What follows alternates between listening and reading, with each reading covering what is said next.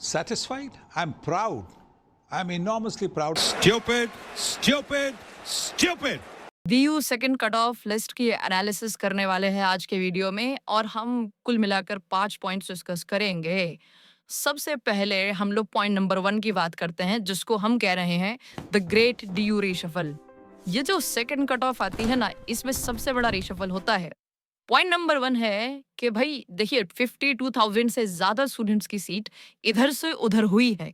The numbers are staggering. जी हाँ, ऐसा क्यों? क्योंकि देखो 27,314 स्टूडेंट्स को उनकी ड्रीम सीट की तरफ एक स्टेप आगे लेने को यानी अपग्रेड करने को मिला है।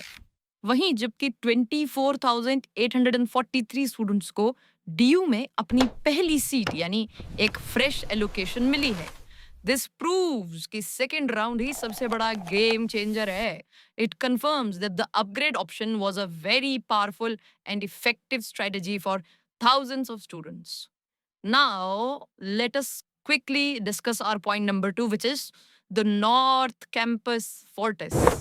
हाँ जी, नॉर्थ कैंपस को हमने बहुत बार अपनी ऑफलाइन क्लासेस में अपने बैचेस में बताया कि भाई नॉर्थ कैंपस का अगर सपना देख रहे हो ना, तो सेकंड कट ऑफ से ज्यादा उम्मीदें लगाना मत।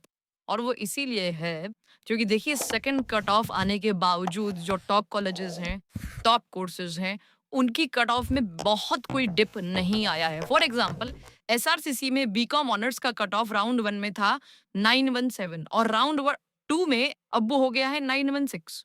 अब आप कहोगे सर एक ही नंबर का तो फर्क है। हाँ जी, एक ही नंबर का फर्क है। बेसिकली आपका जबकि पूरा का पूरा जो कट ऑफ सेकंड आया है, उसमें लोग सोचते हैं कई बार कि यार SRCC है, क्या पता ड्रॉप हो जाए, उम्मीद लगा ले, हमारा ड्रीम कॉलेज है, कोई मिरेकल हो जाए। Sorry, data is here to tell you कि ऐसा नहीं होने वाला है। सो और आप तो कॉमर्स स्टूडेंट है भी, सो यू वुड अंडरस्टैंड कि this is the law of diminishing marginal returns.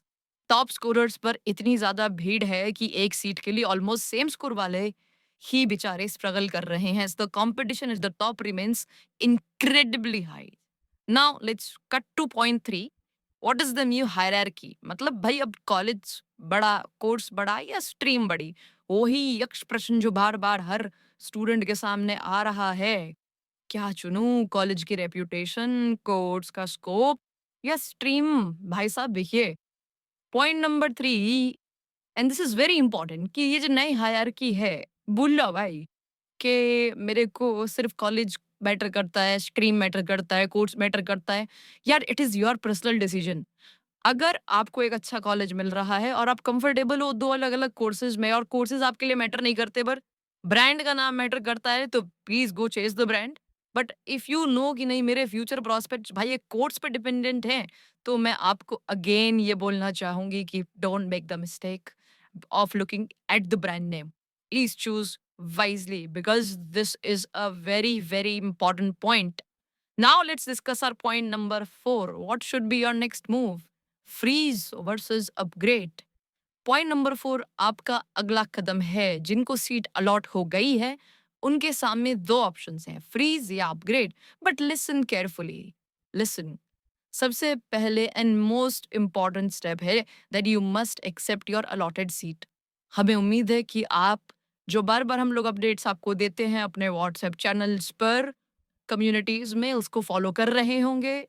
And you must be adhering to the deadlines. अब एक्सेप्ट करने के बाद क्या? The strategy is simple, choosing the upgrade option is a risk free move. अगर next round में better seat नहीं भी मिली तो आपकी करंट सीट सेफ रहेगी, वो कहीं नहीं जाने वाली। फ्री सिर्फ तभी करना इफ यू आर 100% सर्टन कि आपको यही सीट चाहिए एंड आपको अपनी प्रेफरेंस लिस्ट में इसके ऊपर वाली कोई भी सीट नहीं चाहिए, तो this is your chance to freeze it. Okay, और अब आते हैं बिल्कुल लास्ट पॉइंट पर, लुकिंग इनटू राउंड 3। क्या मुझे अभी भी उम्मीद लगानी चाहिए मैम? बिल्कुल नहीं सर। क्यों? देखिए होगा ये कि अगर आप एक बहुत टॉप कॉलेज कॉम्पिटिटिव कोर्स को एम कर रहे हैं तो ज्यादा कुछ बदलने वाला होता नहीं है। इनफैक्ट सीट्स भी खत्म हो जाती हैं। बड़े कट ऑफ ड्रॉप्स अब मिड टीयर ऑफ कैंपस या इवनिंग कॉलेजेस में ही आने का चांस बनता है। टॉप कॉलेजेस में ज्यादा मूवमेंट प्लीज आप मत एक्सपेक्ट करो।